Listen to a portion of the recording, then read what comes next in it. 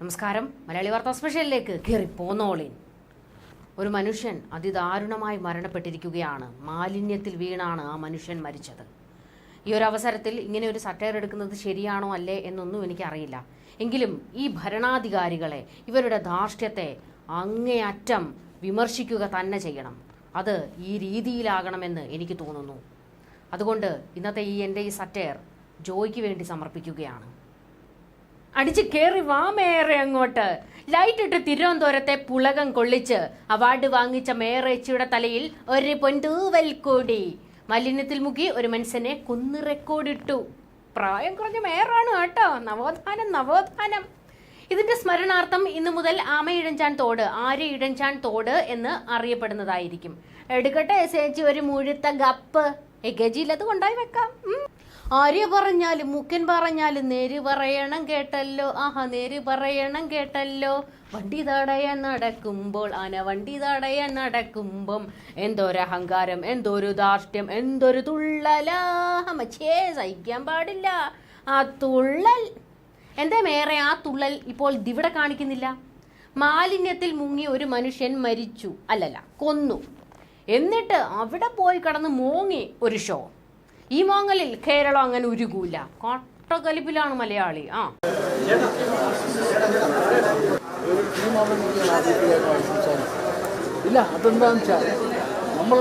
ഈ പൂങ്കണ്ണീർ ഇവിടെ ആർക്കും കാണണ്ട കേട്ടോ. ഇതിലൊന്നും നമ്മൾ വീഴൂല. ജോയി തോട്ടിൽ വീണു എന്നറിഞ്ഞ നിമിഷം ചേച്ചി ഓടി ഒരൊറ്റ വരവായിരുന്നു. വന്നത് ഇങ്ങനെ നിന്നിട്ട്, ഇത് ഞങ്ങളുടെ തോടല്ല, റെയിൽവേയുടെ തോടാണ്. റെയിൽവേ ഞാൻ കത്തിക്കുമെന്ന് പറഞ്ഞ് നെഞ്ചും വിരിച്ച് ട്രെയിനിന്റെ മുന്നിൽ കയറി ഒരൊറ്റ നിപ്പ. വാ ചേച്ചി. ഒത്തില്ല, സ്ഥലം മാറിപ്പോയി. KSRTC അല്ല, റെയിൽവേ. ചെന്ന് കയറിക്കൊടുത്തു. ലവര് പരശുരാം കയറ്റി ഒരൊറ്റ ഇറക്കലായിരുന്നു. കുണുവാവേനെ പിന്നെ വലിച്ചളക്കിക്കൊണ്ടാ പോയത്. ഈ തോട് ഞങ്ങളുടെ അല്ല സാർ. ഈ തോടിന്റെ ഉടമ റെയിൽവേ ആണ് സാർ. കേത്തോട് മാത്രമാണ് സാർ ഞങ്ങളുടേത്. ഇത് പണിഞ്ഞത് മാത്രമേ മേയറേച്ചിക്ക് ഓർമ്മയുള്ളൂ. റെയിൽവേ എടുത്ത് 100-110 പറപ്പിച്ചത്. ചെന്ന് വീണത് AKG സെന്ററിൽ. കൃത്യ സ്ഥലത്താണ് വീണത്. ആക്ച്വലി അത് ചെയ്യേണ്ടത് കോർപ്പറേഷൻ, ഈ പറഞ്ഞ കോർഡിനേഷനാണ്. റെയിൽവേയുടെ കോർഡിനേഷൻ വേണം, മൈനർ ഇറിഗേഷൻ, മേജർ ഇറിഗേഷൻ, പിന്നെ കോർപ്പറേഷൻ, ഇവരായിട്ട് എല്ലായിട്ടും ഒരു കോർഡിനേഷൻ ഉണ്ടായിട്ട് വേണം ഇത് ചെയ്യാൻ. കള്ളം പറയുമ്പോഴും ആ കോൺഫിഡൻസ്, അതാ എനിക്ക് ഇഷ്ടമായത്. കൊച്ചു ഗള്ളി. ഇതങ്ങനെ ചേച്ചിയുടെ ആദ്യ നാടകം തന്നെ റെയിൽവേ പൊളിച്ചടുക്കി കൈ കൊടുത്തു. പിന്നെ എന്നങ്ങ് മെഴുകലാന്ന്. റെയിൽവേ തെളിവും കയ്യിൽ വെച്ചോണ്ടായിരുന്നു സംസാരിച്ചത്. മേയറേച്ചി നാവിന്റെ ബലത്തിൽ അങ്ങ് കുണുകുണാ പറഞ്ഞുകൊണ്ടിരിക്കുവായിരുന്നു. എവിടെ കടലാസ്, എവിടെ എന്ന് റെയിൽവേ ചോദിച്ചു.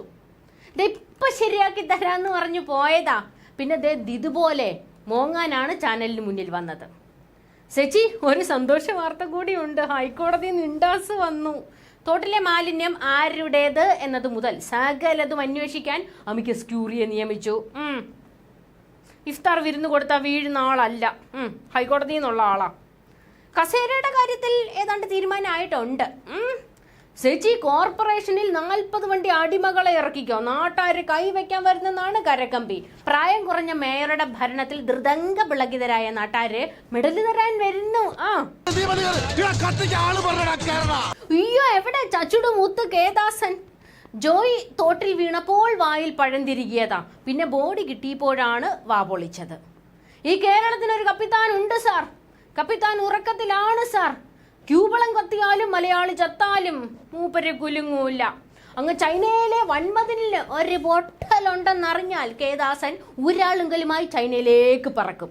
പിന്നെ മതിൽ റെഡിയാക്കി ഷീ അണ്ണനുമായി പരിപ്പുവടയും കട്ടൻ ചായയും കുടിച്ച് 2 സൊറ പറഞ്ഞാലേ സമാധാനം വരും. അത്ര കരുതലുള്ള മനുഷ്യനാ.